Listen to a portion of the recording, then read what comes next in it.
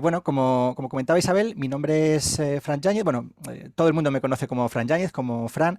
Soy ingeniero preventa en Hewlett Packard Enterprise. Llevo pues unos 13 años ejerciendo este rol y bueno, pues he ido básicamente de la mano de las tecnologías más innovadoras y de los últimos retos tecnológicos a los que se han ido enfrentando nuestros clientes, desde tiempos de Big Data, últimamente entornos de Kubernetes, inteligencia artificial, y son un montón de tendencias que se han ido aglutinando. Y bueno, me apasiona la tecnología y es lo que me lleva precisamente a que este tipo de eventos en los que podemos evangelizar sobre esas tecnologías me guste tanto. Así que de verdad, Isabel y 22 Network BCN, muchas gracias por esta oportunidad.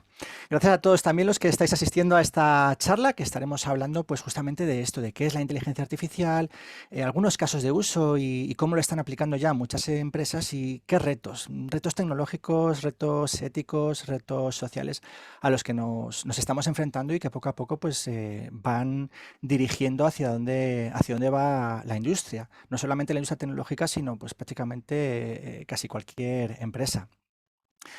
Como los eventos así online son un poco fríos y también quiero conoceros a vosotros, dónde estáis y qué conocéis de estas tecnologías, os he preparado una pequeña encuesta. No guarda datos de nada, simplemente lo que os pido es que cogáis un segundito el móvil, escaneéis el QR y respondáis a una única pregunta, que es para ver y entender un poquito qué conocéis ya a nivel de inteligencia artificial, en qué punto están vuestras empresas, los entornos en los que estáis, vuestros negocios y también ver un poco cómo se alinea eso, que seguramente se alinee mucho con el estado de la industria en general. Así que os voy a dejar unos minutitos, ya os digo, tenéis este código QR, me voy a quitar un poco, me voy a apartar un poquito para que lo podáis coger bien con el teléfono y os lo pido por favor que hagáis esta encuesta, os va a costar nada coger el móvil, si veis que con el móvil no podéis, tenéis aquí la dirección, pero vamos, os voy a dar unos minutitos para que contestéis. Básicamente es pues eso, conocer en qué estado están los proyectos en vuestras empresas, si estáis empezando a trabajar con ellos, si ya estáis en producción avanzada y por lo tanto son entornos en los cuales ya hay negocio que depende de la inteligencia artificial. Quizás algunos de vosotros incluso tengáis ya exportadas APIs, tengáis ya productivizado en los modelos de inteligencia artificial, incluso sea parte del core de vuestro negocio. Muchos otros de vosotros estaréis empezándolo con pues, un conocimiento del estado del arte, empezando ya veo las primeras respuestas. Muchas gracias, de verdad. Muchas gracias por empezar ya a responder. Y algunos pues simplemente estáis en charlas como esta, pues evaluando cuál es el estado de la tecnología, si se está empezando está ya en esa explosión, si está empezando simplemente a hablarse de ello, si es algo que debería preocuparme ya el incorporarlo dentro de mis procesos empresariales o si es algo que pudiera tener hacia futuro. Voy a dejaros medio minutito más. Va a ser una pequeña música de fondo para amenizaros también la sesión. No es que os hayáis dejado puesto ningún vídeo ni nada de fondo.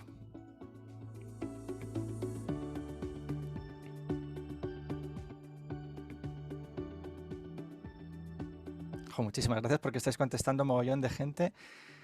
Y vale, perfecto. Voy a dejar un poquitito más porque veo que siguen llegando respuestas.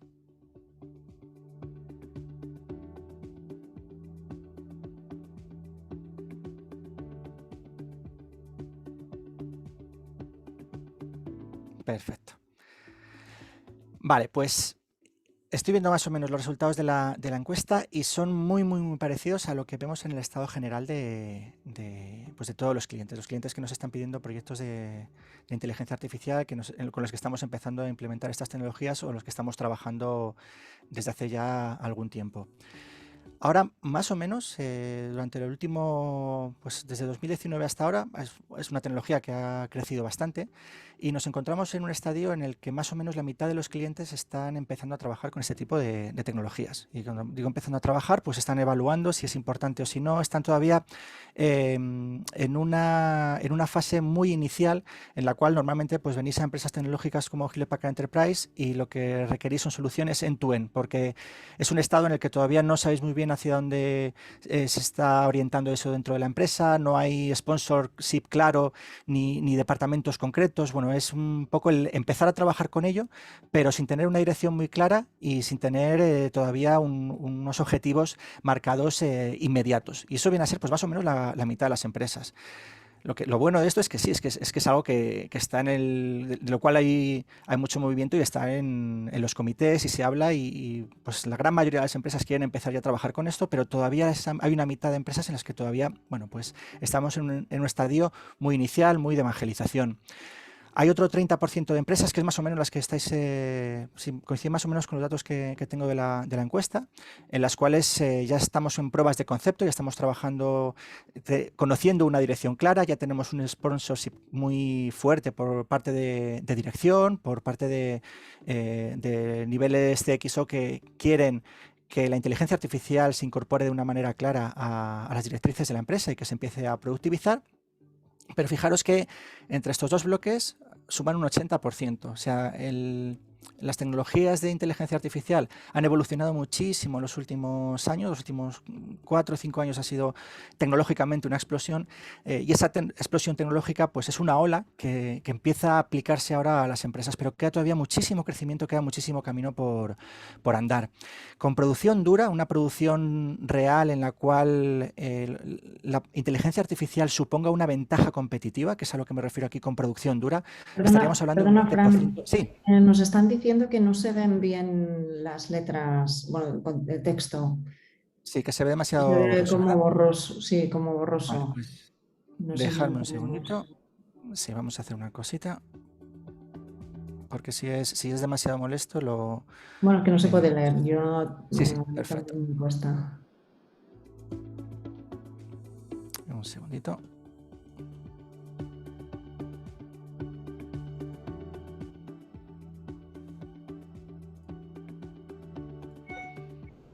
Vale, pues voy a presentar directamente la pantalla. ¿Veis la presentación bien? Sí, sí, ahora genial. Perfecto. Muchas Vale, pues gracias. lo malo es que no me veis a mí en pantalla, que bueno, es malo, Te tenemos malo, aquí al bueno, lado, según. no te preocupes, Exactamente. no te has ido lejos. Malo, bueno, según se mire. Vale, pues si cualquier otra cosita me vais comentando. Pues os decía que hay un 20% de empresas que sí que tienen inteligencia artificial en producción, y lo que me refiero aquí como producción es que existe una ventaja competitiva clara por estar aplicando inteligencia artificial a los procesos de negocio. Es decir, es algo que me hace diferencial frente a mi competencia, que me hace diferencial cuando voy al mercado, cuando voy a mis clientes. Suelen ser proyectos en los que ya hay departamentos específicos dedicados a inteligencia artificial, ya tengo gente contratada dedicada a esto, y además tiene un impacto en toda la empresa. Toda mi empresa conoce que tenemos esos proyectos de inteligencia artificial. Y luego hay una élite, que es lo que creemos que será el futuro, que es lo que pues en unos pocos años irá arrastrando también al resto de entornos, que es una mezcla entre la inteligencia artificial y las tecnologías de supercomputación, que es, bueno, ahora mismo estamos trabajando, os podéis imaginar, con muy poquitos entornos en este tipo de tecnologías, pero son entornos de innovación extrema, pues en los cuales trabajamos con los grandes supercomputadores de la industria, y en los cuales en esos grandes supercomputadores estamos empezando a introducir las tecnologías de inteligencia artificial, porque creemos que son dos mundos que van a ir poco a poco colisionando y que van a ir poco a poco entrelazándose. Básicamente este es el estado del arte ahora mismo. Bueno, si veis, según el estudio que veáis, pues porcentaje arriba, porcentaje abajo, pero como digo, un 80% de las empresas todavía están iniciando estos proyectos, y hay un 20% que me parece un número bastante alto, bastante representativo, y viene a ser muy parecido con lo que me estáis poniendo en la encuesta. Ya tiene la inteligencia artificial como core de su negocio. Dicho esto, ¿de qué vamos a hablar durante la sesión? Lo he dividido en 4 bloques. Primero voy a contar los conceptos en los que se basa la inteligencia artificial y el machine learning, es decir, qué es inteligencia artificial, no desde un punto de vista tan técnico, pero bueno, sobre todo para desmitificar el concepto de inteligencia artificial, porque como concepto está bastante manido. Vamos a ver algunos casos de uso, que es el bloque que creo que es más importante. Vamos a ver ejemplos de clientes concretos, con referencias que son además referencias públicas, de cómo están utilizando estos fundamentos que os conté en el primer bloque para obtener esa ventaja competitiva en entornos productivos. Después vamos a ver retos operativos y retos éticos. Es una de las cosas que más de moda está ahora mismo, que es la inteligencia artificial confiable o la inteligencia artificial fiable, y es el cómo aplicar precisamente estos algoritmos de inteligencia artificial a entornos de negocio. Está empezando a tener ciertos retos en cuanto a legislación, en cuanto a la responsabilidad que tienen las empresas que están utilizando inteligencia artificial, y por lo tanto están tomando decisiones que no están basadas en personas, las cuales son punibles, sino en algoritmos. Y es especialmente importante porque ya la Comisión Europea ha sacado una guía de mejores prácticas, una guía en la que seguramente se empieza a regular en breve lo que es la inteligencia artificial confiable. La inteligencia artificial desde el punto de vista de que una empresa tiene que estar utilizando de una manera ética y fiable. Y por último, si nos da tiempo, pues vamos a ver un poquito también los fundamentos ya de tecnología, hacia dónde está yendo esta tecnología y pues un poco la complejidad del mare magnum, porque al final la inteligencia artificial es algo que utiliza muchísimo conocimiento de muchos entornos, de matemáticas, de ciencia de computación, de conocimiento específico de cada uno de los entornos. Entonces, bueno, también lo vamos a ver al final y yo creo que con eso tenemos una sesión suficientemente completa y espero de verdad que sea muy interesante. Vamos a ver, sin más, qué es y a qué llamamos inteligencia artificial. Aquí vais a ver, sobre todo los que estáis más en fases iniciales, que la inteligencia artificial se define muchas veces desde una definición muy antropocéntrica y se define como son tecnologías que consiguen simular o imitar el comportamiento, la inteligencia humana. Y eso es una buena definición, esa es una definición que nos permite tener de una manera muy rápida pues una idea de qué es inteligencia artificial, pero también, como digo, es un término que está muy manido y queda muy abstracto, ¿no? Es la inteligencia humana. ¿Qué es la inteligencia humana? Entra casi dentro del fenómeno de la filosofía. Entonces, para quitarnos un poco de en medio esa mitificación de la inteligencia artificial, porque tampoco somos capaces de explicar bien qué es la inteligencia, qué es la propia inteligencia humana, a mí me gusta más definirlo desde un punto de vista más técnico. Y defino la inteligencia artificial como la rama de la ciencia que se dedica a desarrollar tecnologías para solucionar problemas de manera autónoma, partiendo de un conocimiento de su entorno. Es decir, son tecnologías que son capaces de evaluar su entorno, y ese entorno puede ser un entorno físico real o puede ser un entorno puramente virtual, basado puramente en datos, y en solucionar los problemas que se le presentan de manera autónoma. No solamente de manera automática, sino de manera autónoma, que pueden tomar decisiones basadas en esos datos. La inteligencia artificial a nivel de ciencia, es enorme, y programar algoritmos de inteligencia artificial puede ser algo muy, muy tedioso, y lo que ha hecho que explote la inteligencia artificial es precisamente las tecnologías que nos han llevado a que eso cada vez sea algo más automático, y entraríamos dentro de la segunda categoría de inteligencia artificial, que es el machine learning, en el cual esos algoritmos, también se puede tomar desde un punto de vista más antropocéntrico, y el machine learning es conseguir que las máquinas aprendan. Pero el aprendizaje también como concepto es algo muy, muy abstracto, y para llevarlo a un punto de vista menos mitificado, pues al final el machine learning es el subconjunto dentro de la inteligencia artificial en la cual los sistemas no requieren programación explícita de cuáles son los algoritmos, de cuáles son los parámetros de los algoritmos para resolver los problemas que tienen que resolver. En el machine learning los sistemas son todavía más autónomos, no requieren esa programación explícita, porque lo que son es capaces de analizar unos conjuntos de datos para inferir de esos datos cuáles son las mejores soluciones, cuáles son los mejores parámetros para solucionar los problemas. Y es un poco lo que hay ahora mismo más en auge, el machine learning. Y dentro de machine learning, pues la categoría ya de la mayor complejidad, que es la del deep learning, es los algoritmos de aprendizaje profundo, que también, pues desde un punto de vista muy antropocéntrico, pues se puede considerar algo más parecido al cerebro humano, porque simula redes neuronales que están basadas en cierta medida en cómo funcionan las neuronas humanas, pero que técnicamente, también de nuevo para desmitificarlo, pues el deep learning lo que utiliza son un tipo de abstracciones específicas, un tipo de matrices o tensores específicos para abstraer a alto nivel características de un set de datos.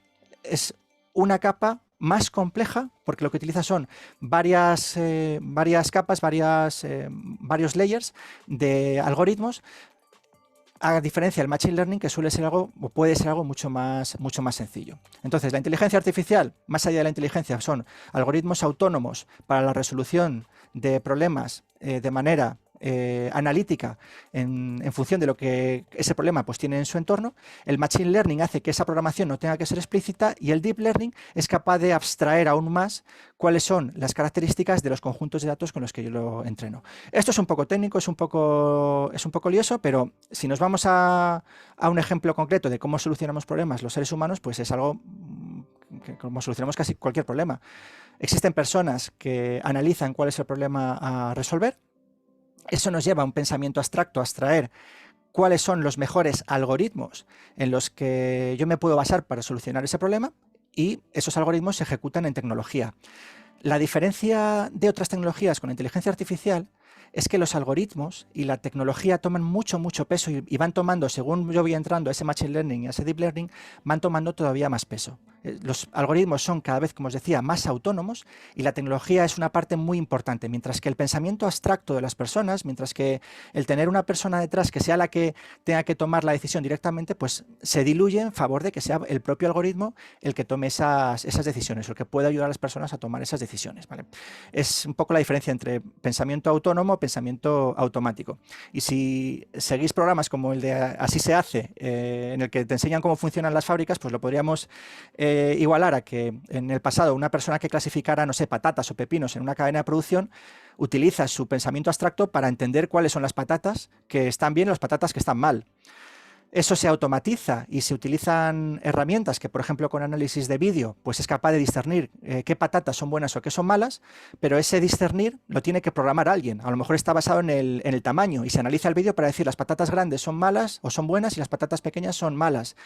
Cuando ese análisis no lo programa explícitamente una persona, sino que es capaz el propio sistema de, entendiendo cuántas patatas se han descartado, cuántas patatas al final han conseguido que se vendan más porque estaban en bolsas que luego se han vendido de manera muy rápida, y se retroalimente esa información, los algoritmos cada vez van siendo más autónomos y hace falta menos pensamiento abstracto para ejecutar esos algoritmos. Y eso es lo bonito de la inteligencia artificial, que acaba siendo una revolución, pues como fue la revolución industrial en la automatización de los procesos de producción, aplicado a los procesos de decisión, a los procesos en los cuales hasta ahora el pensamiento abstracto de las personas era importante. Y sigue siendo muy importante, pero en otros roles. Sigue siendo muy importante porque al final tiene que haber un responsable de negocio, que por ejemplo, pues el problema a resolver es vender más, aumentar las ventas por cliente, pues tiene que haber una persona, un subject matter expert, un experto de esa materia, que sea la que entienda cómo puedo resolver ese problema abstracto y cómo puedo utilizar ciertos algoritmos. Normalmente, pues entre los data scientists y los subject matter experts deciden cuál es el objetivo para esa inteligencia artificial. Pues, por ejemplo, aumentar el número de productos por venta. Y deciden aplicar algoritmos en los cuales podemos apalancar una venta y recomendar productos similares para esa persona. Y es los típicos sistemas de recomendación que todos hemos visto cuando hemos comprado a través de portales online, a través de internet, y nos ha estado recomendando productos. Esa recomendación está basada en algoritmos de filtrado colaborativo, que son, pues a nivel matemático, son matrices en las que cada columna son ítems, cada fila son usuarios, hay reducción de matrices, hay sumatorios, hay un montón de operaciones matemáticas que obviamente no realiza una persona, sino que realiza un sistema de computación. Y es la parte que ha habilitado que la inteligencia artificial haya explotado en los últimos años. Es que precisamente la tecnología ha sido una gran habilitadora para estos nuevos algoritmos, para estas nuevas aplicaciones de la inteligencia artificial.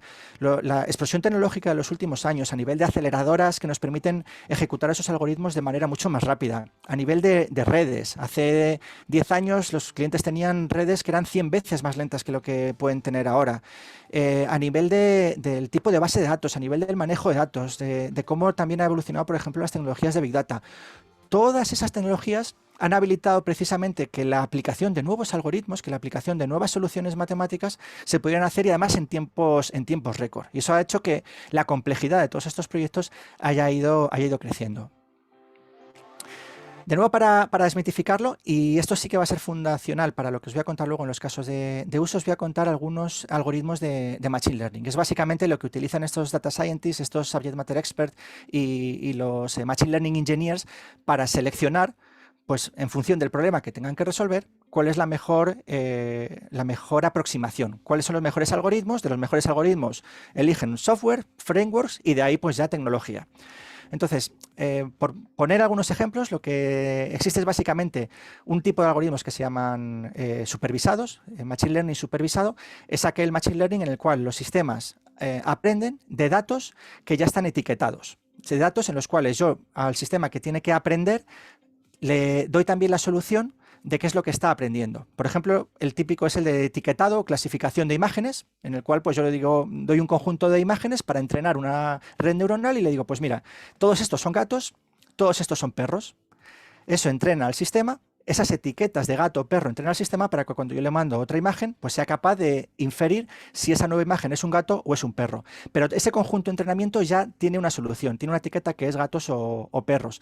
Otro ejemplo es la clasificación de spam. Esos son entornos en los que el entrenamiento consiste en entregarle a mi algoritmo de Machine Learning, en este caso, pues un montón de correos en los que digo, estos son spam, estos no son spam. Y es el propio sistema el que aprende a etiquetar cuáles son las causas por las que unos son spam y otros no son spam. Reconocimiento del habla, en el cual pues no es tan importante el reconocimiento de cada letra, sino el cómo todos los fonemas se agrupan dentro de una palabra. Pues son otro tipo distinto de redes neuronales que tienen cierto conocimiento del entorno y que son capaces de entender palabras completas. Y para ello, pues lo que hago es entreno con un montón de audios en los cuales pues le doy la solución de qué es lo que decía ese audio. Ocurre también en análisis sentimental. Es decir, son todos esos casos en los cuales entreno algoritmos de Machine Learning conociendo la solución. Es un área extremadamente importante porque incluye precisamente esos algoritmos de Deep Learning que son los que más se han desarrollado en los últimos años. Otros tipos de algoritmos son los no supervisados, en los cuales pues simplemente tengo un conjunto de datos y busco encontrar las relaciones entre esos datos, las agrupaciones, qué datos pueden ser similares, semejantes a otros datos para hacer agrupaciones y poder ejecutar luego otro tipo de algoritmos sobre ellos. Es, por ejemplo, pues para análisis estadístico, para reconocimiento de patrones, y es un poco lo que veis aquí en el dibujo. Hay un montón de tipos de algoritmos porque, claro, por ejemplo, si veis este dibujo, pues parece que es fácil discernir que hay tres tipos de datos. Y aquí un data scientist aplicará un algoritmo específico para este tipo de datos en los que ellos ya dicen, pues hay tres grupos, divídemelo en los tres grupos que consideres.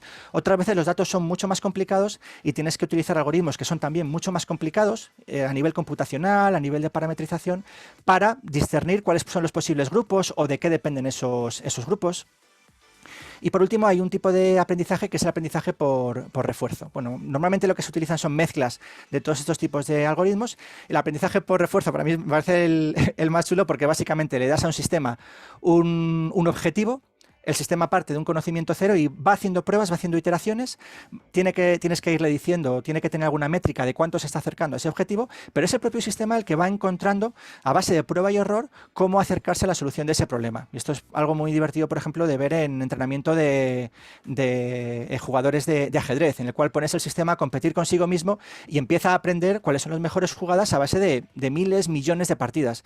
¿Qué ocurre? Que computacionalmente también pues, es extremo las necesidades computacionales de este tipo de algoritmos. Y se utiliza mucho en simulaciones, se utiliza mucho en esas mezclas que os comentaba antes de High Performance Computing y en entornos, por ejemplo, de robótica. Le pongo al robot y quiero que optimice una determinada tarea. Vale, vistas estas fundaciones, hablo mucho del modelo y es importante que entendáis qué es el modelo, porque el modelo es la parte más importante de la inteligencia artificial. El modelo es al final una pieza software que es lo que me da bajo una entrada de datos, bajo una entrada que yo le doy de mira, estos son mis datos que quiero que analices, me da una predicción o me da una inferencia o me da una etiqueta. Aquí yo le doy una imagen que no sé lo que es y el modelo es la pieza de software que me dice esto es un gato con una probabilidad del 90%. O le doy un texto y me dice el usuario está enfadado con una probabilidad del 68%. El modelo es esa pieza software que en el caso de Machine Learning se entrena para darme esta solución.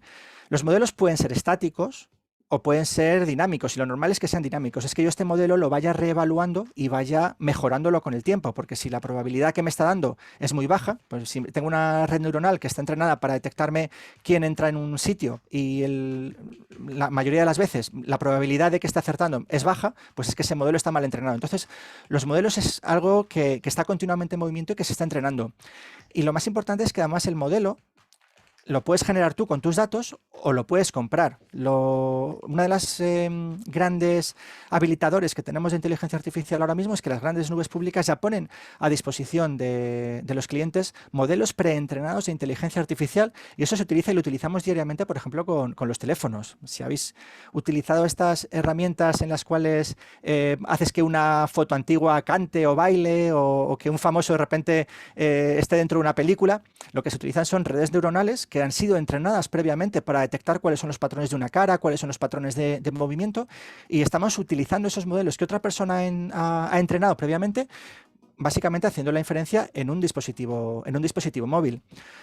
Normalmente los requisitos de entrenamiento de este modelo son gigantes. Pueden ser a nivel de infraestructura y tecnología, pueden ser desde pocos miles de euros hasta millones de euros en entrenar los modelos más complejos. Por eso es muy importante el entender que el modelo lo puedo entrenar yo y mantengo la propiedad intelectual de ese modelo. Y eso puede ser una ventaja competitiva muy importante en función del entorno en el que me mueva. O lo puedo comprar porque mi negocio no es generar inteligencia artificial, mi negocio es otro y simplemente quiero utilizar los algoritmos, los modelos que otras personas ya han preentrenado para mí. Bueno, no me voy tampoco a entretener mucho más aquí. Los modelos pueden ser desde cosas muy sencillas, como es una recta. En una regresión lineal es una recta básicamente en la cual de un conjunto de datos, pues yo quiero prever cuál va a ser la entrada a esta salida. Oye, pues si todos los usuarios que tienen tal edad se gastan tanto en mi tienda, si yo tengo un usuario que tiene tal y tantos, predigo que con una probabilidad del 90% que va a gastarse X, se va a gastar pues 500, 600 euros en mi tienda. Y esto es una recta y esto es computacionalmente fácil de entrenar, o modelos mucho más complejos como son las redes neuronales, ¿vale? El problema justamente es que el modelo, la operativización del modelo es compleja. La operativización del modelo es, pues si esto es el modelo de inteligencia artificial, pues todo lo que hay alrededor del modelo, siendo el modelo lo más importante porque es lo que me da valor, pues la operativización de ese modelo es compleja porque son mucho tiempo, requiere muchísimos procesos, y en esta imagen que es de Google, bueno, está un poquillo tocada por mí, pero básicamente lo que refleja es que de todo lo que se habla de inteligencia artificial como core, que es el código que se genera, realmente la parte importante es todo lo que hay alrededor, es conseguir la infraestructura, hacer las configuraciones, coleccionar los datos. Para que os hagáis una idea, solamente para tener datos preparados para ese modelo, para consumir en ese modelo, ni siquiera para entrenarlo, sino para consumir ese modelo, tengo que tener un pipeline entero de datos de dónde cojo esos datos, qué fuentes son fuentes fiables, son fuentes que tenga que segurizar, son fuentes éticas de conseguir los datos de esas fuentes, tengo que consolidarlas, tengo que cruzarlos para ver qué datos son redundantes, qué datos no me valen absolutamente para nada, tengo que transformarlos a algo que se pueda usar de manera matemática, que se pueda usar por tecnología. Por ejemplo, hombre-mujer no es algo que se puede utilizar en tecnología, hay que llevar eso y transformarlo a un valor numérico, a ceros, unos, a 5, 6, a lo que sea. Esas transformaciones, esas reducciones, todo ese pipeline es muy caro a nivel tanto operacional como a nivel de procesos y de gente. Y eso ya me da los datos para procesar inteligencia artificial. Estimamos que un data scientist o un machine learning engineer, el 80% del tiempo, o sea, él llega a trabajar, pone el taxímetro y el 80% del tiempo se lo pasa con ese preproceso de datos. Entonces, uno de los retos a los que nos estamos enfrentando es precisamente cómo podemos operativizar de manera más fácil estos entornos de Machine Learning. Cómo podemos reducir estos tiempos de espera, o estos tiempos que no son productivos puros, sino que son tiempos que se pueden automatizar, que se pueden meter en esos pipelines. Y nos ocurre lo mismo con la operativización tradicional. Si conocéis los entornos de software, lo mismo que ocurre en los entornos de software. Por una parte, los data scientists quieren tener las últimas tecnologías, las últimas innovaciones, el último framework, el último hardware disponible, porque es óptimo para resolver ese problema que se le ha planteado a él. Pero por otra parte, en operaciones, en otra parte de la compañía, lo que necesitan los IT managers, los administradores, es dar seguridad, que los modelos escalen, que los modelos sean seguros, que eso no rompa otras cosas dentro de la cadena de tecnología. Y son dos mundos que chocan, son dos mundos que confluyen, porque uno necesita velocidad y otro necesita seguridad. Estos retos nos los estamos encontrando con los clientes, sobre todo en el momento que intentamos pasar de esa primera parte de prueba de concepto a la productivización dura, y seguramente los que habéis contestado que ya estáis en productivización dura hayáis pasado ya por este calvario. Y estos retos lo que se están resolviendo es con nuevas metodologías de trabajo, al igual que como os comentaba, en tecnologías de desarrollo de software, pues se utiliza el DevOps para que los grupos de desarrollo y de operaciones se unan. En Machine Learning, inteligencia artificial, lo que se está aplicando es un concepto muy parecido, que es el de MLOps, Machine Learning Ops, en el cual pues voy iterando cada desarrollo de mi modelo, voy mejorando mi modelo con cada desarrollo y tengo a todas las piezas de mi empresa, operaciones, a los data engineers, a los machine learning engineers, a los data scientists, a la gente de negocio, en un bucle en el cual todos están alineados para poder ir llegando a ese objetivo, que es mejorar mi modelo y productivizar mi modelo. Bien, hasta aquí, porque ha sido... Bueno, yo creo que es importante esta fundación porque veáis precisamente las causas de por qué pese a que la tecnología ha evolucionado muy rápidamente, por qué llevar esto a la práctica es difícil, y por qué los casos de uso pues están muy aplicados en algunos entornos y en otros no. Cuéntame, Isabel. Hola, fantástico, me ha encantado, Fran. Pues nos has hecho un overview, la verdad, muy consistente de lo que está pasando y hacia dónde evoluciona. Pues mira, tenemos a Miguel Gallego que nos pregunta concretamente temas de informática cuántica, si tendrá influencia en el coste del data prep y el entrenamiento del sistema. Muy, muy técnica esta, ¿eh? Tendrá coste y tendrá un impacto importante, precisamente porque una de las grandes fases en el entrenamiento de modelos, y depende mucho ahí del modelo, es la realización de pruebas, la realización de esos experimentos. En los entornos de informática cuántica, en la cual puedo tener varias soluciones simultáneas y puedo ver en un único proceso de cómputo, el tener varias soluciones en paralelo, pues tiene un impacto muy importante en cuanto a los tiempos de entrenamiento en ciertos algoritmos. Claro, el coste de esto ahora mismo, hoy en día, es desproporcionado. También son de las cosas que estamos trabajando en ese 1% privilegiado, en el cual la hipercomputación o el HPC se está mezclando con la inteligencia artificial. Es como esas nuevas tecnologías de computación pueden apalancarse para mejorar la inteligencia artificial, los algoritmos actuales de inteligencia artificial que no están pensados para ese tipo de tecnologías. Y sin irnos a tecnologías cuánticas, sino pues tecnologías de memoria masiva, tecnologías de aceleración masiva, pues se están desarrollando nuevos algoritmos para poder apalancarlas, y el coste computacional se reducirá mucho, pero lo que pasa es que el coste de esas tecnologías hoy en día es bastante importante. Bueno, un poco pasito a pasito se va a ir Vamos bajando el poco a precio, poco. ¿no?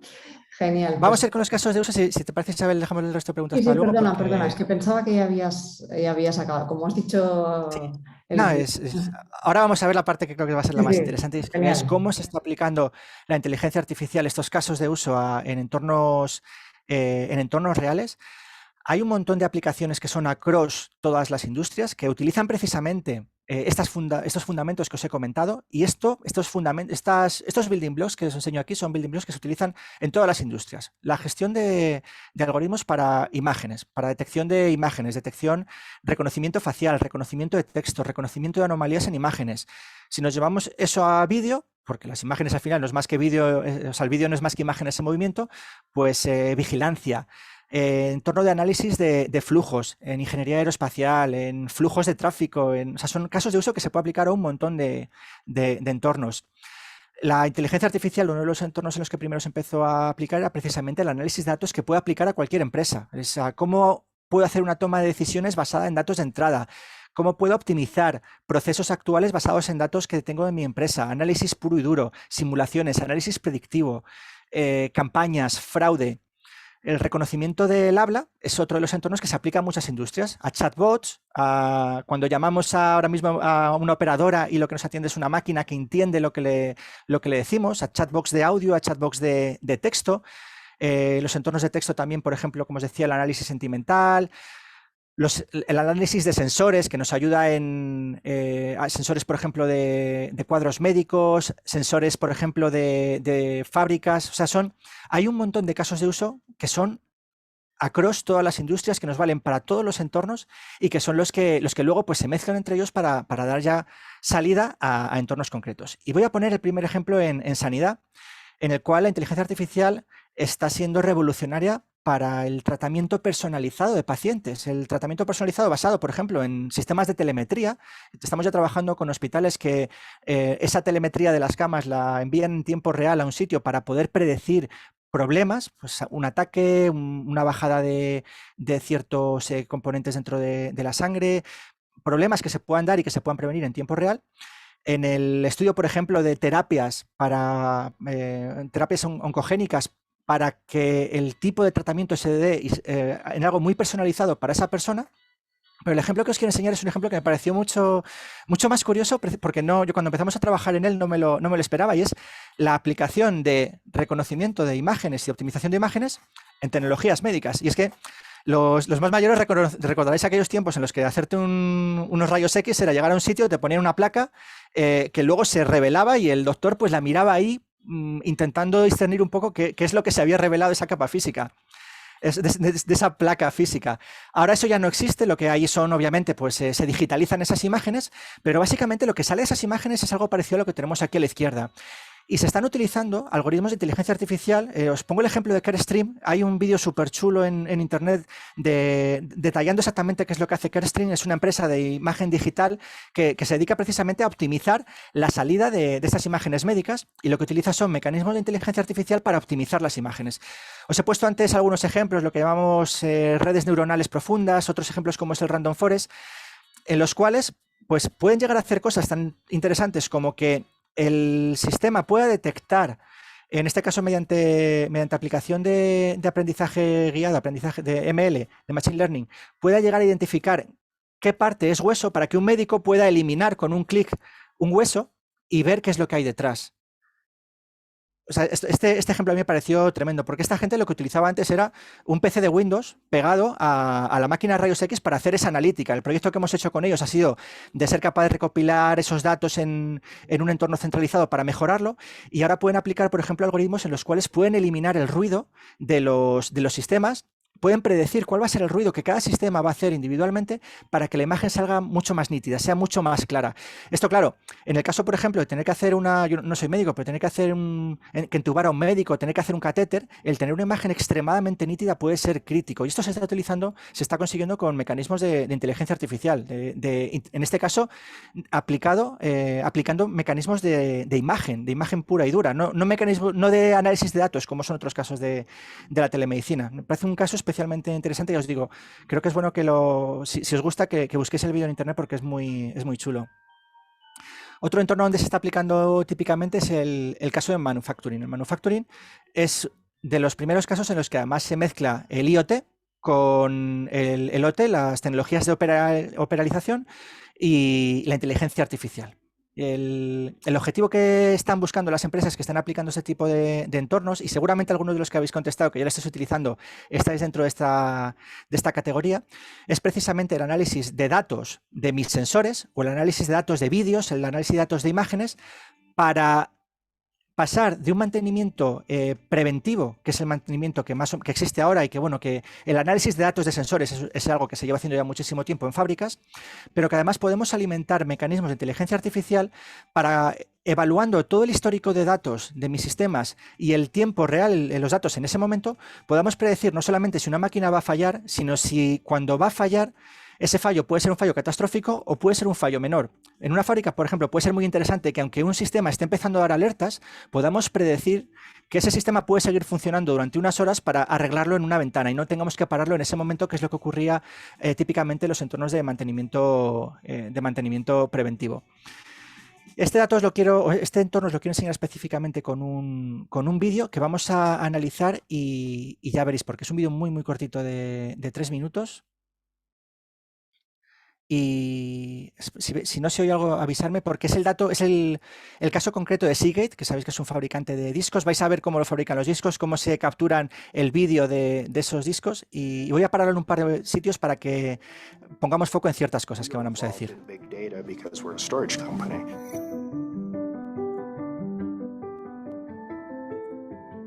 The partnership with HPE is critically important. We're trying to bring in new technologies like machine learning with deep neural networks or convolutional neural networks to handle our image processing problems in the company. ¿Vale? Utilizan proceso de imágenes para la fabricación para detectar anomalías en la fabricación de los discos. HPE has a remarkable depth of resources available in a project like this. We're working with HPE Labs, and they have experts in machine learning. The Edgeline team has been really good because they're helping us put the hardware into our factory. There's another team that works on the Apollo 6500 side that's helping us put the software on so that we can do the machine learning training. And the overall software architecture is being done by Pointnext, and they're putting together a Kubernetes-based infrastructure that will allow us to have the flexibility to scale all of these models and manage them. Kubernetes es otra de esas tecnologías de las que se habla en muchos entornos de IT y que está siendo uno de los habilitadores fundamentales para la inteligencia artificial. What if you could predict that something is going wrong in a tool before it actually goes wrong? Our factories produce somewhere around 5 terabytes of data per day, and where you see value in your data changes when you're able to do real-time analytics to it. And then if something is a little bit unusual, detect it and take action. Avoiding maintenance events will save a tremendous amount of money. What we can do is see that a tool is starting to behave a certain way and then make a prediction that, within some number of hours we may be able to intercede and do something to put the tool back on track without having any product affected. What we get from this combination of OT and IT that HPE has done is the ability then to have central control of OT resources in our factories as though they were IT data center resources. Data has its most decision value in real time. El tiempo real en la toma de decisiones. Esta frase es fundamental. Gran parte de las tecnologías de análisis de datos tradicionales se basaban en batch, en un modelo batch, en el cual se hacía un análisis y luego daba un resultado que podía aplicar al día siguiente cuando se hiciera ese análisis. El tiempo real y la toma de decisiones en tiempo real es otro de los grandes habilitadores de negocio gracias a la aplicación de algoritmos de inteligencia artificial. Take action on it right when it's happening instead of waiting for the data to accumulate in a central location and then go back and do analytics on it. So it's really about latency and making real-time decisions. We're looking at building what I would call an artificial assistant or an agent that can help people do a job. So when people do get involved in the process, they're not replaced by the machine learning tool, they're assisted by it. Y esto me parece de las partes más importantes de esta aplicación de inteligencia artificial. Están utilizando herramientas que les ayudan a sus ingenieros, a su gente en fábrica, a tomar decisiones, pero no las sustituyen. Y esto es una de las partes que justamente más hincapié se hace en la inteligencia artificial confiable.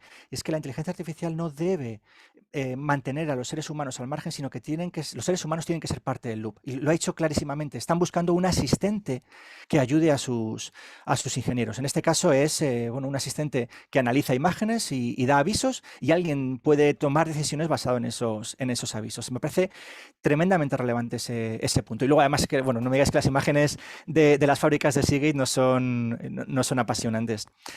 Lo que están utilizando en Seagate además son un tipo de tecnología en la cual están llevando el cómputo de la inteligencia artificial muy cerca, lo que es en la fábrica, muy cerca de los sensores, y el futuro que vemos en este tipo de entornos es que cada vez más en los propios sensores, las propias cámaras o el propio dispositivo que está muy cerca de donde se generan los datos sea capaz de entrenar modelos y sea capaz de inferir modelos. Es decir, la inteligencia artificial se está llevando del core data center o de la nube cada vez más al extremo, cada vez más cerca de donde se están generando los datos, porque eso nos habilita ese real time que comentaba también en el vídeo, en Seagate.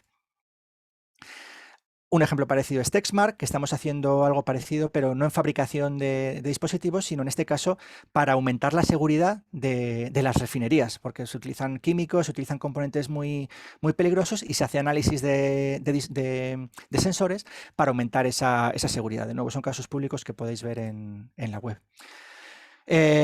No quiero extenderme muchísimo. Voy a comentar también algunos casos de uso dentro del mundo financiero, que también han sido de los primeros en aplicar inteligencia artificial porque estaban muy acostumbrados a los análisis de datos de los usuarios, al análisis en batch y a los centros de computación para predecir cómo van a ir los mercados, para predecir qué inversiones son buenas o son malas, para predecir si puedo dar crédito o no puedo dar crédito. Y el aplicar este tipo de algoritmos de inteligencia artificial, pues lo que hace es retroalimentar el bucle para que ese aprendizaje me libre de que sean personas las que tengan que parametrizar qué es lo que hace que un crédito se pueda dar o que no se pueda dar. Entonces, en el entorno de banca se está utilizando mucha inteligencia artificial para alinearse con los clientes. Recordad que ahora todos tenemos una pequeña, no se ve bien con una pequeña entidad bancaria en el teléfono, y eso hace que se les habilite a recopilar datos de manera muy fácil sobre quiénes son sus usuarios, cómo consumen sus productos, qué perfil tienen, cruzan datos con las compras de tarjeta de crédito, y eso permite personalizar mucho el tipo de usuario. Se utiliza mucho también en análisis de fraude, ahí pues desde los datos puros de dónde se está comprando algo en un momento hasta el análisis de vídeo de los cajeros. Todo eso se puede cruzar para obtener datos en los cuales pues puede haber un crimen o puede haber alguna problemática que resolver. Y bueno, pues luego ya también en entornos, como os digo, más across, como es el uso de chatbots, el uso de asistentes personales en call centers para hacer call centers mucho más automatizados, o incluso para analizar, lo que siempre nos dicen de esta llamada se está grabando, pues para analizar por qué un cliente está enfadado, cuál es la posibilidad que un cliente se marche de esa entidad bancaria porque ha tenido una cierta interacción con un call center o ha pedido ciertas cosas. Os digo, es uno de los casos, el caso de Financial Services, en los que más algoritmos se utilizan de diversa consideración y de diversas tecnologías. En Smart Cities también estamos trabajando en proyectos muy, muy chulos relacionados con el análisis de vídeo y análisis de datos. Por ejemplo, es una cosa que nos han pedido bastante, bueno, quizás antes más de la pandemia, que es la detección de aglomeraciones, detección de incluso prevención de botellones en ayuntamientos que quieren saber cuándo puede ejecutarse, cuándo puede estarse organizando un botellón o puede haber ese tipo de reuniones y poder actuar previamente. Análisis del flujo de peatones, análisis del flujo de datos, y luego también se está aplicando mucho lo que llamamos el ciudadano 360, el poder utilizar todos los datos, todas las vistas de los ciudadanos para analizar los datos y que la administración pública nos dé un servicio mucho mejor. Y el último caso del que voy a hablar es el del coche autónomo, porque también está en plena explosión. O sea, esto lo habéis visto en prensa en todos los lados. Nosotros tenemos como referencias públicas la de Volvo y la de Mercedes. Son casos muy, muy, muy chulos, muy interesantes, porque plantea una problemática distinta a todo lo anterior. Y esto es que el vehículo autónomo está generando muchísimos datos, y para aplicar algoritmos de inteligencia artificial, ese análisis de datos es un análisis extremo, masivo. O sea, para que os hagáis una idea, cada unas 8 horas de viaje pueden estar generando unos 120 teras de datos, entre sensores de ruedas, de velocidad, de vídeo. Si multiplicamos eso por una cantidad importante de coches, una flota de pocos coches, pues te puede generar varios petabytes al día. ¿Quién es el dueño de esos datos? ¿Quién es el dueño? ¿El usuario que los ha generado? ¿El fabricante del coche? ¿El ayuntamiento por el que pasa ese vehículo? ¿La administración pública general? ¿La Dirección General de Tráfico? ¿Quién es el dueño de esos datos? ¿Quién tiene la potestad para analizarlos? ¿Dónde se deben guardar? O sea, ¿quién tiene la problemática de guardar varios petabytes al día para poder luego analizarlos, para poder desarrollarlos? Pues ese tipo de cosas son retos que, más allá de la tecnología, pues se están enfrentando los fabricantes de entornos de vehículos autónomos, porque tienen que empezar a plantear soluciones de dónde se va a guardar, dónde lo voy a guardar, en un entorno, en la casa de cada usuario, en el ayuntamiento local, y entonces cómo va a recopilar esos datos. En un entorno centralizado, cómo se van a transmitir varios petabytes de datos al día a esos usuarios. Y bueno, uno de los más chulos que os puedo contar, también relacionado no con el coche inteligente, sino es el de Mercedes, en el cual trabajamos con el equipo de Fórmula 1 para el análisis de la telemetría en carrera, para luego hacer diseños de coches que sean mucho más eficientes. O sea, aquí es un caso parecido al anterior. Hay millones de datos que se están generando por minuto, y lo que nos permite el utilizar aquí inteligencia artificial es optimizar las simulaciones que se realizan para ver cuál es el impacto que puede tener variaciones, por variación de la temperatura en pista, variación de unos pocos grados en el ángulo de ataque del alerón delantero. Esas son simulaciones que se pueden optimizar mucho más y ejecutar de manera mucho más sencilla cuando tengo mecanismos de inteligencia artificial que me simplifican los modelos, pues el modelo de cuál es el flujo de aire en el coche, pues ese tipo de cosas. No me quiero tampoco extender mucho porque os digo, además son casos que están públicos, que los podéis ver, y además os recomiendo que lo veáis porque también hay vídeos muy, muy chulos que nos muestran cómo esa telemetría se analiza en tiempo real durante una carrera y cómo se aplica luego al diseño de los nuevos coches.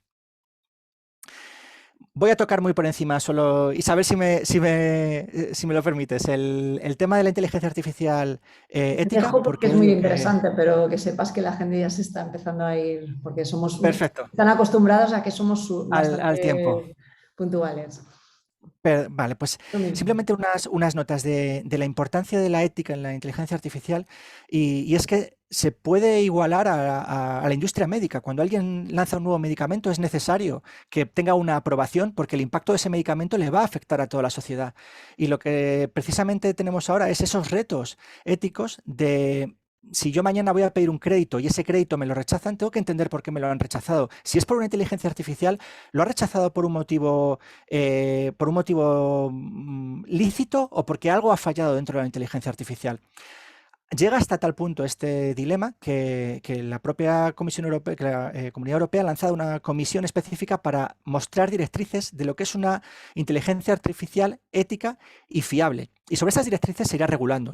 Y básicamente lo que viene a decir es que la inteligencia artificial tiene que asegurar la privacidad de los individuos, tiene que estar focalizada en los seres humanos, como veíamos antes, no debe reemplazar a los ingenieros, sino los ingenieros que utilicen inteligencia artificial serán los que reemplacen a los ingenieros que no la utilizan.